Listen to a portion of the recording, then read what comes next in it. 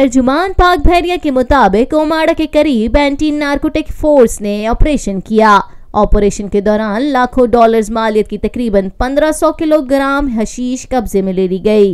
ये पेचीदा operation anti narcotic force के बाहमी ताउन, मुस्तकिल निगरानी और इंटेलिजेंस की बुनियाद पर किया गया।